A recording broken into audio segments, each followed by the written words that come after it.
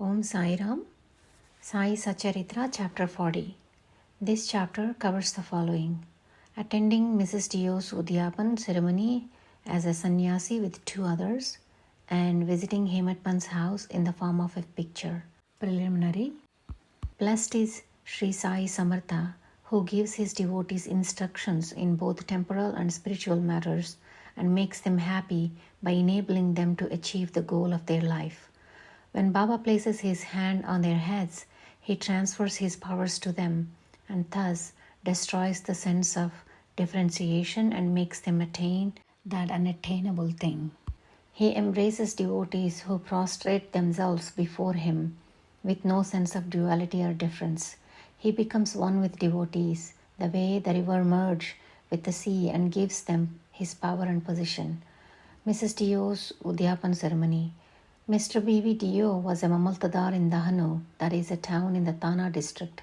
His mother had observed 25 or 30 different vows, and an Udyapan, that is a concluding ceremony, was to be performed. This ceremony included the feeding of about 500 Brahmins. Mr. Dio set a date for the ceremony and wrote a letter to Babu Sahib Jog asking him to request Sai Baba to attend the ceremony. He wrote that without Baba's attendance, the ceremony would not be duly completed. Bapu Sahib Jog read Baba the letter. Baba carefully noted the pure-hearted invitation and said, "I always think of him who remembers me. I require no conveyance, carriage, train, or aeroplane. I run and manifest myself to anyone who lovingly calls me.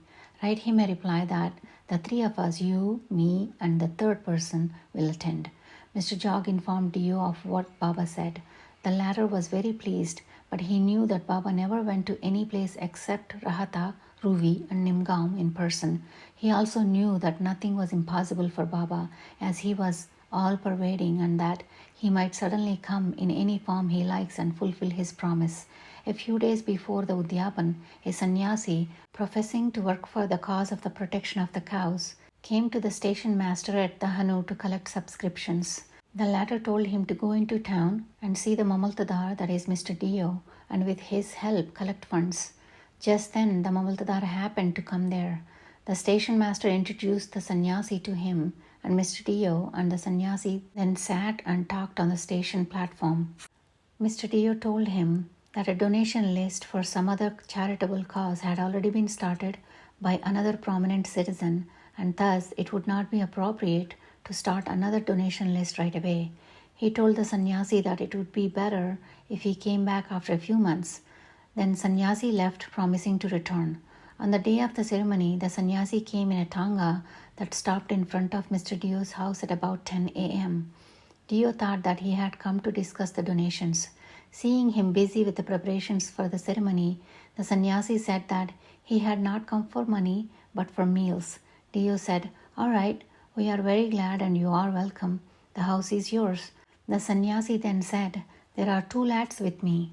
Dio said, "Please bring them too." As there were still 2 hours till lunch, Dio inquired where he should send for them. The sannyasi said that it was not necessary, as they would come at the appointed time. Dio asked him to come at noon. Exactly at noon, the trio arrived, had their meals, and left. After the ceremony was over, Dio wrote a letter to Bapu Sahib Jog, complaining of Baba's breach of promise. Jog went to Baba with the letter, but before it was opened, Baba spoke. He says that I promised to come but deceived him. Inform him that I did attend his ceremony with 2 others, but he failed to recognize me. Then why did he invite me in the first place? Tell him that he thought that the sannyasi had come to ask for subscription money. Did I not clear his doubts in that respect? And did I not say that I would come with 2 others? And didn't the trio come on time and have their meals? See, to keep my word, I would even sacrifice my life. I would never be untrue to my words. This reply gladdened Jog's heart, and he communicated Baba's entire reply to Dio. As soon as Dio read it, he burst into tears of joy, but he took himself to task mentally for vainly blaming Baba. He wondered how he was deceived by the sannyasi's prior visit and his coming to him for donations, and how he also failed to catch the significance of the sannyasi's words that he would come with 2 others for meals. This story clearly shows that when devotees surrender themselves completely to their Sadguru, he sees that The religious ceremonies in their houses are duly executed and completed with all the necessary formalities. Visiting Hemat Pant's house in the form of a picture.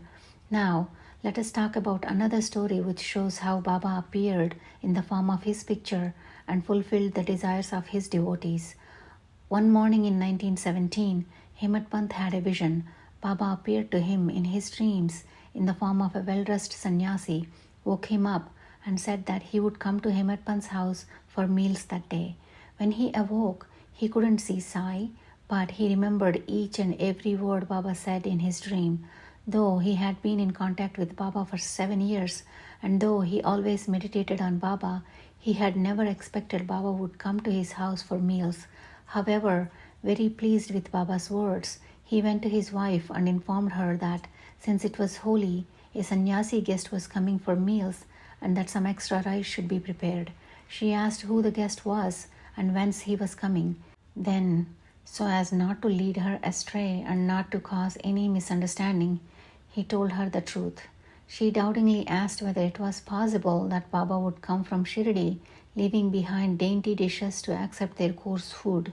Hemat Pant then assured her that Baba might not come in person, but that he might attend in the form of a guest and that they would lose nothing if they cooked some extra rice. After this, preparations for lunch continued and it was ready at noon. The Holika worship was conducted and the leaves, that is dishes, were spread and arranged with rangoli marks around them. 2 rows of seats were arranged with a central seat between them for the guest. All the members of the family, sons, grandsons, daughters and son-in-law came and occupied their proper seats, and the serving of the various dishes commenced. Everybody was waiting for the guest, but no one turned up, though it was past noon. Then the door was closed and chained. The annasuddhi, that is ghee, was served. This was a signal to start eating. A formal offering to the Vaishvadeva, that is fire, and Naivedya to Sri Krishna were also completed, and the family was about to begin eating when they suddenly heard footsteps in the staircase. Hemat Pant went immediately and opened the door and saw 2 men there, Ali Muhammad and Maulana Ishmu Mujawar. These 2 men, seeing that the whole family was about to begin eating, apologized to Hemat Pant and requested him to excuse their interference. They said, "You left your seat and came running to us. Your family is waiting for you, so please take this and we shall relate the wonderful tale about it later on at your convenience." Saying this, Ali Muhammad took out from under his armpit a packet wrapped in an old newspaper and placed it on the table. Hemat Pant unwrapped the packet and saw, to his great wonder and surprise, a nice big picture of Sai Baba. Seeing it, he was moved. Tears ran from his eyes and hair stood on end all over his body, and he bent and placed his head at Baba's feet in the picture. He thought that Baba had blessed him by this Leela. Out of curiosity, he asked Ali Muhammad whence he got this picture. He said that he had bought it from a shop and that he would give all the details about it sometime later, and wished that Hemat Pant should go back and join his family as they were all waiting for him. Hemat Pant thanked him, bade them goodbye and returned to the dining hall. The picture was placed on the central seat reserved for the guest, and after the due offering of Naivedya, the whole family began eating. Seeing the beautiful form in the picture, everybody was extremely pleased and wondered how all this happened. This is how Sai Baba kept his word to Hemat Pant.